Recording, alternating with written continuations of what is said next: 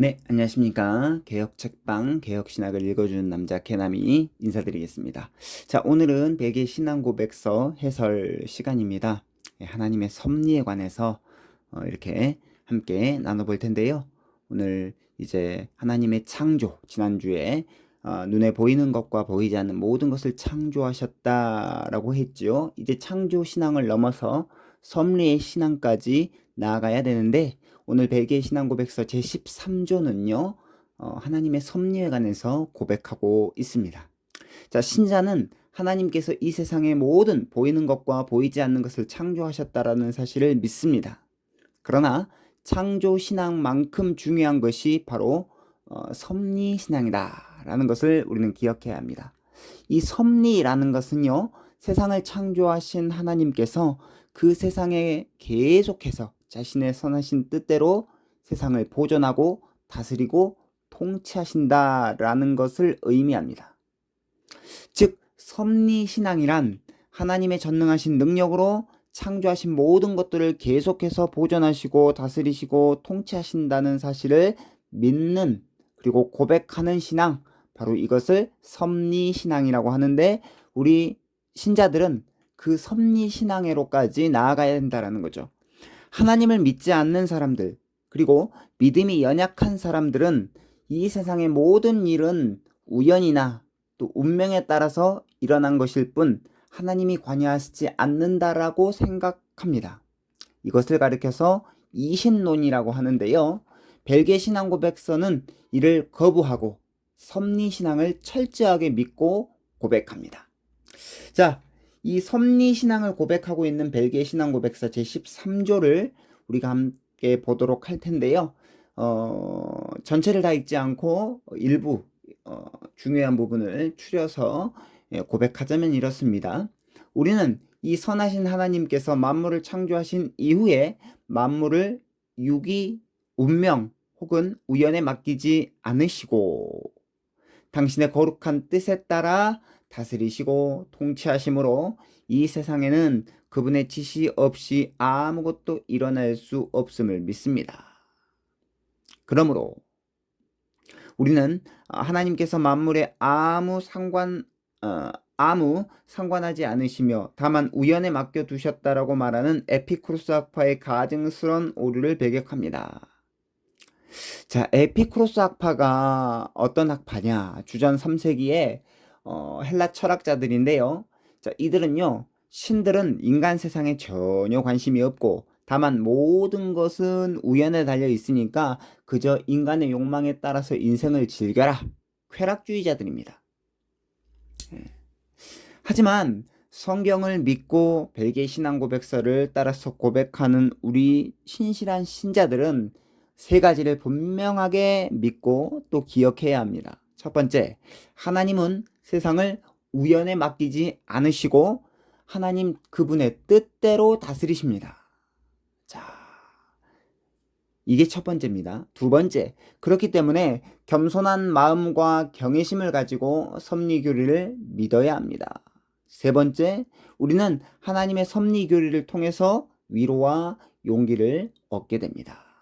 자, 하나님은 세상을 우연에 맡기지 아니하시고 하나님의 뜻대로 다스리시죠. 벨기에 신앙고백서 첫 번째 줄, 우리는 이 선하신 하나님께서 만물을 창조하신 이후에 만물을 버려두거나 유기, 또 운명 혹은 우연에 맡기지 않으시고 당신의 거룩한 뜻에 따라 다스리시고 통치하심으로 이 세상에는 그분의 지시 없이 아무것도 일어날 수 없음을 믿습니다. 철저하게 하나님의 섭리의 교리를 고백합니다. 그렇기 때문에 신자들은 겸손한 마음과 경외심을 가지고 섭리 교리를 믿어야 해요. 그리고 세 번째로 하나님의 섭리 교리를 통해서 위로와 용기를 얻게 된다는 것이죠.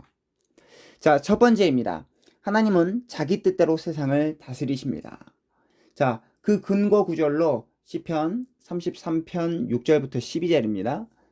특별히 시편 33편 6절부터 9절의 말씀에 보면 이렇게 되어 있습니다. 여호와의 말씀으로 하늘이 지음이 되었으며 그 만상을 그의 입기운으로 이루었도다. 그가 바닷물을 모아 무더기같이 쌓으시며 깊은 물을 곳간에 두시도다. 온 땅은 여호와를 두려워하며 세상의 모든 거민들은 그를 경외할지어다. 그가 말씀하심에 이루어졌으며 명령하심에 경고히 섰도다. 자, 세상을 창조하신 하나님은 결코 자신이 만든 세상을 우연에 맡겨두지 않습니다. 자신의 선하신 뜻에 따라서 세상을 보존하시고 통치하시고 다스리십니다. 그런데 세상을 보존하시고 통치하실 때 인간을 포함한 모든 피조물들을 통해서 그 일들을, 그 섭리의 일들을 하신다라는 것이죠. 이것을 가리켜서 협력이라고 합니다. 협력. 자, 그래서 이 섭리의 3요소, 보존, 통치, 협력입니다. 섭리의 3요소는 하나님께서 이 세상을 하나님의 뜻대로 보존하시고요. 두 번째, 통치하십니다. 마지막 세 번째는 보존하시고 통치하실 때 하나님께서 피조물들을 통해서 피조물들과 협력해서 그 일들, 그 섭리의 일들을 하신다라는 것이죠. 그래서 섭리의 3요소, 보존, 통치, 협력. 중요합니다. 기억하시기 바랍니다. 자, 보존. 하늘과 땅에 있는 모든 것을 붙드시고 유지하신다라는 거죠. 생명을 공급하신다라는 것입니다. 통치. 하나님의 뜻과 계획, 결정에 따라서 세상을 다스리신다라는 것입니다. 세 번째, 협력. 하나님께서 이 일들을 하실 때 인간을 포함한 피조물들을 통해서 함께 일하신다라는 것입니다. 그래서 피조물은 하나님을 힘입어서 존재합니다. 그런데 인간이 얼마나 멍청하고 바보스러운지 그 하나님의 뜻, 하나님의 질서를 파기하는데 인간이 너무나 탁월한 것 같아요. 자, 한 예로 인간이 하나님의 섭리를 거슬려서 얼마나 바보짓을 했는가는 여러 역사를 통해서 증거하고 있는데 특별히 중국의 역사에 보면 마오쩌둥이 제4해 운동을 펼칩니다. 1950년대 후반에 마오쩌둥이 제4해 운동은 뭐냐? 네 가지 유해한 이렇게 생명체를 없애는, 박멸하는 운동을 하는데요. 그 네 가지 생명체가 어떤 생명체냐? 쥐, 모기, 파리, 참새입니다. 예. 이때 1950년대 후반에 그 마오쩌둥이 이 제4의 운동을 했는데요. 특별히 쥐가 그때 당시 15억 마리가 이렇게 포획됐고 모기가 무려 1100만 킬로그램, 파리가 1억 킬로그램, 엄청나죠. 근데 중요한 거는 이것들보다 더 이렇게 열을 내고 전 국민이 소탕 작전에 나간 게 있었으니 바로 참새 소탕 작전입니다. 참새가 그때 당시에 무려 10억 마리가 잡혔대요. 10억 마리. 자, 물론 이제 뭐 쥐나 모기나 파리 뭐 이런 것들이 참 유해한 곤충이긴 하죠. 근데 참새 역시 마찬가지였습니다. 그런데 중요한 것은 뭐냐? 이 참새 10억 마리를 잡음으로 말미암아 메뚜기 떼들이요 활개를 치고 다녔다는 것이죠. 이 참새가 이 메뚜기 떼들을 참 이렇게 어느 정도 이렇게 좀 이렇게 조절도 해주고 서로 잡아먹음으로 말미암아 이제 메뚜기 떼가 조절이 되는데 이 참새 떼들이 싹 죽어버리니까 메뚜기 떼가 활개를 쳐가지고 중국 천지에 있는 아주 곡식들을 다 쓸어 담습니다. 그래가지고 1950년대 후반부터 60년대 초반까지 해가지고 기근이 임해버리지 않았습니까? 그래서 하나님의 이 자연의 질서, 이 섭리를 거스르는 인간의 이 바보스러운 역사, 중국을 통해서 배울 수 있습니다. 참새 소탕 작전, 10억 마리의 참새가 죽었는데 전 백성들이 아주 참새를 이렇게 메어들고 이 죽은 참새를 메어들고 이 카 퍼레이드를 펼치고 있는 장면이죠. 그리고 이 마오쩌둥이 참새 소탕 작전을 했던 이런 것이 이렇게 일본 만화에 이렇게 나와가지고 이 만화로도 이렇게 나왔다고 합니다. 그래서 아주 인간의 바보스러운 역사, 이 역사를 보게 되면 어디서 확인할 수 있냐면 인간의 흑역사라고 하는 책이 있어요. 그 책 72페이지에 보면 이 내용이 나옵니다. 참고하시고요. 첫 번째, 그래서 하나님은 자기 뜻대로 세상을 다스리신다. 이게 바로 섭리입니다. 두 번째, 그래서 우리는 겸손한 마음으로 이 섭리 교리를 믿어야 하는데요. 자, 계속해서 시편 33편 10절로 11절을 봅시다. 여호와께서 나라들의 계획을 배하시며 민족들의 사상을 무효하게 하시도다. 여호와의 계획은 영원히 서고 그의 생각은 대대에 이르리로다. 이사야 55장 8절로 9절. 이는 내 생각이 너희의 생각과 다르며 내 길은 너희의 길과 다름이니라. 여호와의 말씀이니라. 이는 하늘이 땅보다 높음같이 내 길은 너희의 길보다 높으며 내 생각은 너희의 생각보다 높음이니라. 그러니까 하나님의 계획, 하나님의 생각에 인간이 미치지 못한다라는 것이죠. 왜냐하면 하나님은 창조주이시고 우리는 피조물이기 때문에 무한하신 창조주 앞에 유한한 피조물이 하나님의 그 뜻을 알 수 없다라는 것입니다. 그래서 벨기에 신앙고백서 제13조에 이렇게 고백합니다. 그리고 인간의 이해를 초월하는 그분의 일하심에 대해서는 우리의 능력에 허용된 범위를 넘어서는 호기심으로 질문을 가져서는 안 됩니다.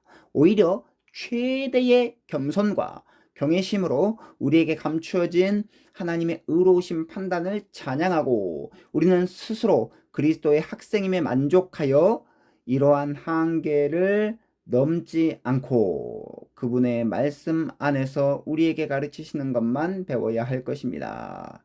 자, 하나님은 무한하신 창조주, 우리는 유한한 피조물. 그렇기 때문에 우리 인간의 이해를 초월하는 하나님의 일하심에 대해서 우리의 능력에 허용된 범위를 넘어서는 이 호기심으로 질문을 가져서는 안 된다라는 것이죠.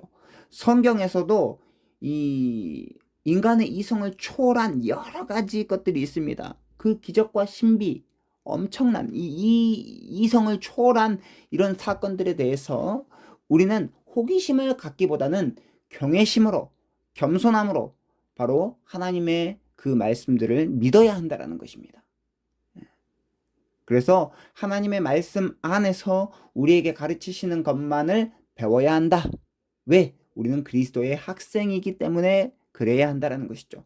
그래서 섭리신앙은 모든 것을 하나님께 떠넘기는 신앙이 아니라 모든 것을 하나님께 맡기고 영광을 돌리는, 하나님께 영광을 돌리는 신앙입니다. 그래서 하나님에 대한 경외와 겸손함이 필요하다는 것이죠. 세 번째, 하나님의 섭리 교리를 통해서 위로와 용기를 얻게 됩니다. 시편 33편 12절 여호와를 자기 하나님으로 삼은 나라 곧 하나님의 기업으로 선택된 백성은 복이 있도다. 자, 계속해서 우리가 함께 보도록 하겠습니다. 벨기에 신앙고백서 13조. 자, 이 교리는 우리에게 말할 수 없는 위로를 주는데 그 이유는 어떠한 일도 우리에게 우연히 일어나지 않고 오직 우리의 은혜로우신 하늘 아버지의 지시에 따라 일어나는 것임을 배우기 때문입니다. 하나님은 아버지의 돌보심으로 우리를 감찰하시고 모든 피조물들을 그 능력 아래 붙드셔서 우리의 머리카락 하나라도 그가 다 세신 바 되었기 때문에 참새 한 마리라도 우리 아버지의 뜻이 없이는 땅에 떨어질 수 없습니다. 우리가 이것을 신뢰하는 것은 그분께서 마귀와 모든 원수들을 제압하심으로 하나님의 허락과 뜻 없이는 그것들이 우리를 해할 수 없음을 알기 때문입니다. 고로 하나님은 악을 조성하시는 분이 아니고 악을 허락하시는 분이십니다. 중요합니다. 이 세상에 악한 일, 좋지 않은 일, 여러 일들이 일어나는 일을 통해서 하나님은 악의 조성자냐, 선하신 하나님이 어떻게 이 세상에 악이 일어날 수 있도록 이렇게 하시느냐, 하나님이 악의 조성자가 아니냐라고 이야기하실 수 있겠지만 신실한 신자들은 하나님은 악을 조성하시는 분이 아니고 악을 허락하시는 분이시다. 그래서 종국에는 하나님의 뜻을 이루시는 분이시다. 모든 것이 합력하여 아버지 하나님의 뜻을 이루도록 하기 위하여 그 악도 하나님께서 허용하신다라는 것을 기억해야 합니다. 그래서 물질 세계도 영적인 세계도 하나님의 통치 아래 있다라는 것이 중요하죠. 천사와 사탄까지 하나님의 주권 아래 있습니다. 이 전능하신 하나님이 우리의 아버지가 되신다라는 것이 우리에게 큰 위로와 용기를 준다라는 것이죠. 자, 그래서 오늘 이 시간에 이제 정리와 적용을 통해서 마무리하도록 하겠습니다. 크게 세 가지인데요. 첫 번째, 성도는 창조 신앙을 넘어서 섭리의 신앙까지 나아가야 합니다. 두 번째, 하나님께서 보이는 것과 보이지 않는 모든 것을 우연에 맡겨두지 아니하시고 자신의 뜻에 따라 보존, 통치, 다스리십니다. 자, 이 일을 하실 때 하나님은 피조물과 협력하십니다.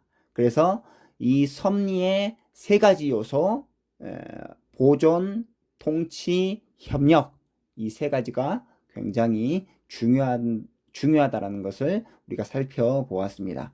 그래서 벨기에 신앙고백서 제13조에 나타난 섭리에 대한 내용 세 가지 굉장히 중요합니다. 제가 빨간색으로 이렇게 써놓은 이유가 있죠. 중요하다라는 거죠. 첫 번째, 하나님은 자기의 뜻대로 세상을 다스리십니다.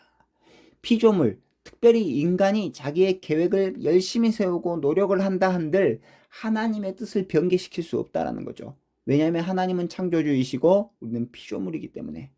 그래서 하나님은 자기 뜻대로 세상을 다스리신다. 이게 가장 중요한 것입니다. 두 번째, 피조물인 우리는 창조주 하나님의 뜻을 다 알 수 없습니다. 그래서 우리는 최대의 경외심과 겸손함으로 이 섭리교리를 믿어야 한다라는 것이죠. 세 번째, 이 섭리교리를 통해서 우리는 위로와 용기를 얻습니다. 하나님이 자신의 뜻대로 우리를 보살피시고 감찰하시고 붙들고 계신다라고 하는 것을 섭리교리를 통해서 우리는 철저하게 알 수 있다라는 것입니다. 그래서 그것을 통해서 우리가 위로와 용기를 얻게 되었다라는 것이죠. 자, 사랑하는 구독자 여러분, 이상 마치도록 할 텐데요. 하나님께서 창조하실 뿐만 아니라 그 창조하신 모든 것을 하나님 자기의 뜻대로 다스리고 계신다, 섭리하고 계신다 라는 것을 기억하면서 정말로 이 섭리교리를 통해서 하나님의 뜻을 발견하고 우리를 향한 하나님의 그 위로와 그 엄청난 그 계획들을 이렇게 맛볼 수 있는 우리 모든 사랑하는 구독자 여러분들이 되셨으면 좋겠습니다. 오늘은 벨기에 신앙고백서 13조로 이렇게 해설을 마치고요. 이제 다음 시간에는 벨기에 신앙고백서 제14조를 가지고 찾아뵙도록 하겠습니다. 좋아요와 구독은 큰 힘이 됩니다. 안녕히 계십시오.